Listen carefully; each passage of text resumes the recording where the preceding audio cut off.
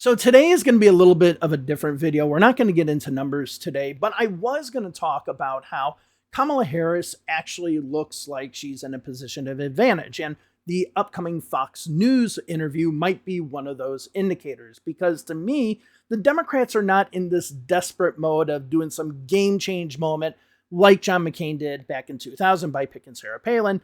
So this move actually seems like maybe the Democrats are confident that they feel that they can go onto enemy's home turf and actually start scoring some points. So this is the reason why I think the Fox News interview and possibly the appearance on Joe Rogan actually might have been more that the Democrats are looking confident and actually going after the Republicans. But then all of a sudden, I get a message this morning from Florida from somebody I know saying that they saw a Democratic commercial attacking Jill Stein as to, if you vote for Jill Stein, you're going to go ahead and elect Donald Trump. And to me, that actually showed the opposite. It showed that the Harris campaign might be afraid, might be scared, thinking that they might lose this election, and that, this 1% of the vote that we have, in many cases less than 1% of the vote, actually might change the election. It didn't instill confidence.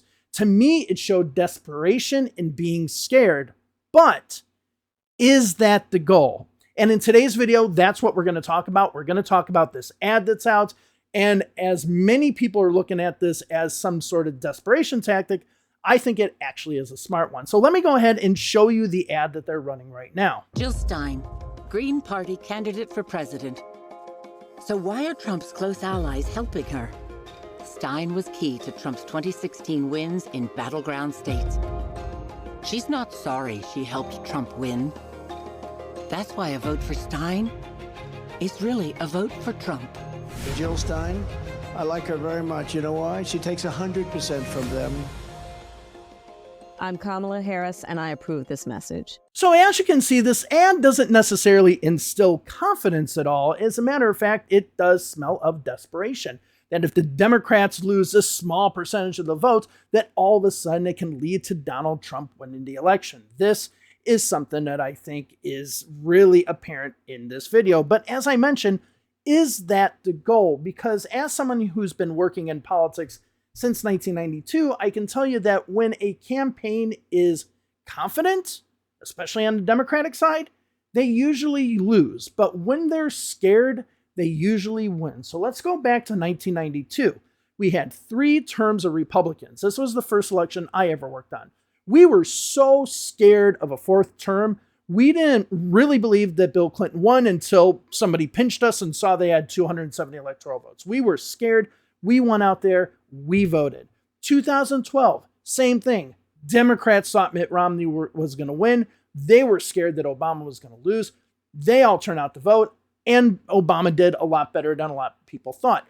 2020, again, a scared election. People did not want Trump to win again. The Democrats were really scared. They went out there, voted, Joe Biden won. Now let's go ahead and look at the confidence aspect of it, because usually when Democrats are very confident, they lose. Now, there are some exceptions like 1996 or something like that. But when it comes to, let's say, 2004, where the Democrats, even though the polls were close, a lot of Democratic operatives thought that the Democrats were going to win. We had George Bush winning that campaign over John Kerry.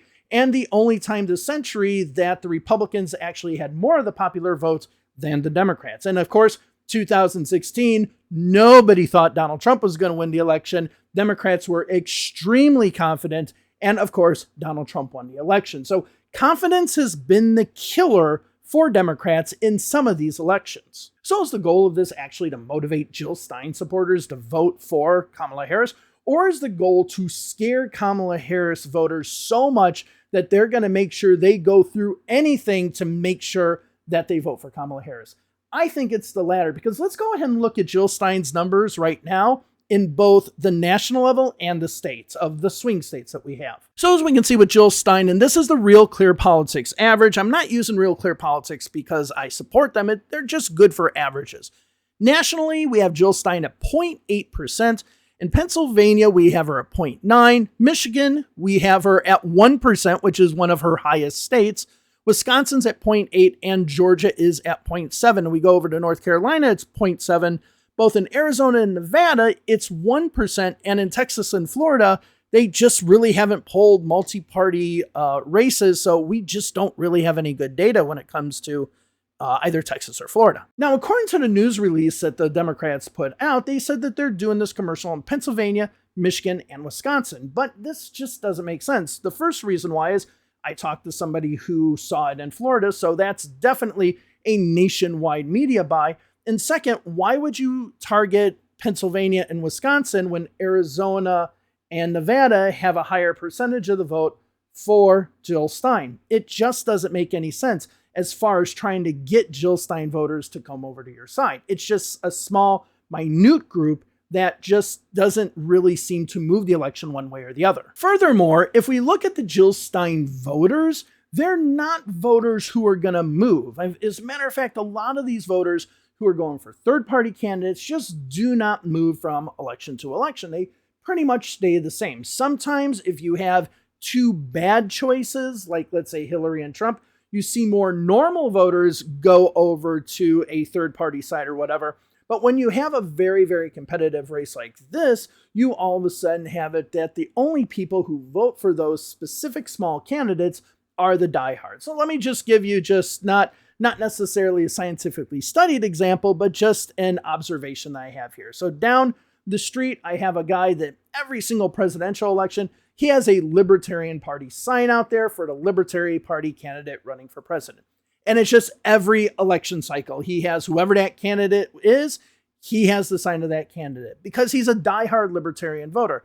Same thing with the Green Party voters. They're going to be diehard Green Party voters, okay? This is the reason why we see Jill Stein at less than 1% in almost all the states, because she just has her diehard supporters actually supporting her. Now, to build on this, if you go into the comments in my video here, or maybe in comments of other ones, you will see a lot of Kamala Harris and Democrats say they're scared of Donald Trump winning. They are scared and afraid of Donald Trump winning. They don't want him to win. They'll do whatever it takes to go out to vote.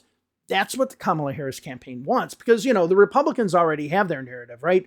They are overconfident, thinking Donald Trump's going to win. And then if Donald Trump actually loses, the election was stolen, right? So we already know what their playbook is. But when it comes to Kamala Harris, they want a scared electorate, so they make sure that no matter rain, shine, snow, sleet, whatever, those voters are going to go out and vote for Kamala Harris. And this kind of makes sense too, because if we think of post-convention and then post-debate, Kamala Harris was riding high, right? And it started giving people this confidence that Kamala Harris was going to win. And as I mentioned in 2004 and 2016, that confidence can be the killer for Democrats. And by not having this confidence now, that confidence just absolutely going down, constantly talking about how you're the underdog, constantly talking about how the Trump campaign really has a chance of winning, you go ahead and instill that fear into Democratic voters that they will do everything that they need to turn out to vote. So the campaign narrative really going in Kamala Harris's way actually could have been negative because it could have been a repeat of 2016 all over again. Now we're no longer in that cycle, okay? In 2016, election day, everyone was just like, I mean, even Fox News was sitting there going basically, great, we don't have to deal with Donald Trump anymore. Little did they know. But now here we are at the same point with the Democratic candidates. We now have the Democrats scared that Donald Trump can win. And that's the electorate that Kamala Harris wants. She does not want an overly confident electorate because that will lead to a Democratic loss. So in this video, I just wanted to talk about this because it was just weird that they're running this ad nationwide, but they say they're only targeting it in a few states for voters who are extremely an insignificant part of the vote and non-movable. So to me, those voters are not the target. If you're a Democrat and you're worried about the election, you're worried Trump's going to win, you are the target of that ad. And if it gets you to go out there and vote, make sure you do. Everything counts. Every vote counts. Kamala Harris wants to win this election. She needs every one of you to go out there and vote. So I just wanted to bring this up. No numbers today because there isn't much of a there ain't many numbers to talk about today. So we're not going to talk about those. So thank you all very much. I will see you in the next video. Have a wonderful night wherever you are. Bye-bye.